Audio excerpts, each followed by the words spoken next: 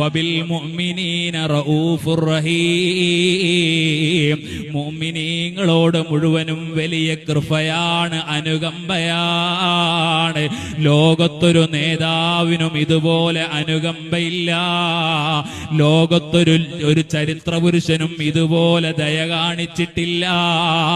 ലോകത്തൊരു നേതാവും ഇതുപോലെ റഹ്മത്ത് മനസ്സിൽ സൂക്ഷിച്ച നേതാവില്ല. അവിടുത്തെ എളാപ്പയായ ഹംസത്തുൽ കറാർ റളിയല്ലാഹു അൻഹു ഉഹദിൽ ഷഹീദായ രംഗം ഓർമ്മയില്ലേ?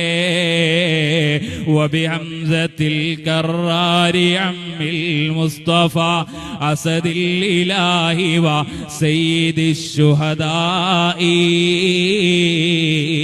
ഹംസത്തുൽ കറാർ റളിയല്ലാഹു അൻഹു നബിതങ്ങളുടെ എളാപ്പയാണെന്ന് മാത്രമല്ല, മുലകുടി ബന്ധത്തിൽ നബിതങ്ങളുടെ സഹോദരൻ കൂടിയാണ്. അങ്ങനെയുള്ള ഹംസത്തുൽ കറാർ തങ്ങൾ വഫാത്തായപ്പോൾ, ഉഹുദിന്റെ രണാങ്കണത്തിൽ ഷഹീദായപ്പോൾ, കൂട്ടുകാരെ, ആ രംഗം പറയാൻ നമുക്ക് കഴിയില്ല.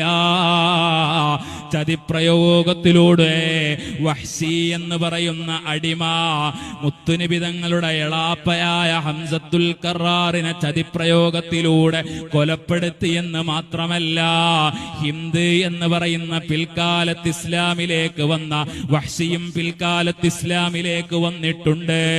അവര് ചതിപ്രയോഗത്തിലൂടെ കൊലപ്പെടുത്തിക്കൊണ്ട് അവിടുത്തെ ശരീരം ഇങ്ങനെ പറിച്ച് പിച്ച് ചീന്തിക്കൊണ്ട് ഹംസത്തുൽ കറാർ തങ്ങളുടെ കരള് ആ ഹിന്ദ് എന്ന് പറയുന്ന സഹോദരി കടിച്ചു തുപ്പിയില്ലേ?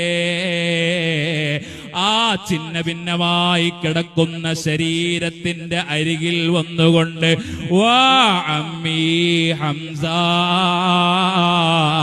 എന്റെ എളാപ്പയായ ഹംസ എന്ന് പറഞ്ഞുകൊണ്ട് റസൂലുള്ളാഹി സ്വല്ലല്ലാഹു അലൈഹി വസല്ലമ തങ്ങൾ അവിടുന്ന് കരഞ്ഞില്ലയോ? ഹംസത്തുൽ കറാർ തങ്ങൾ സയ്യിദുശ് ശുഹദാണ്.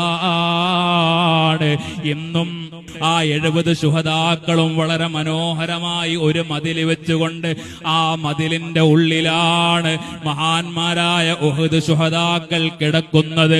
ആ ഉഹദിന്റെ രണഭൂവിൽ പോയ മുഅ്മിനീങ്ങൾ എന്റെ സദസ്സിലില്ലേ? അള്ളാഹു പോകാത്ത ആളുകൾക്ക് മുഴുവനും എത്രയും വേഗത്തിൽ പോകാൻ അള്ളാഹു തൗഫീഖ് നൽകട്ടെ. അത്തരം പുണ്യസ്ഥലങ്ങളെല്ലാം സന്ദർശിക്കുമ്പോൾ ഹംസത്തുൽ കറാർ തങ്ങളുടെ ഓർമ്മകളാണ് നമ്മുടെ മനതലങ്ങളിലേക്ക് ഇരമ്പി വരുന്നത്.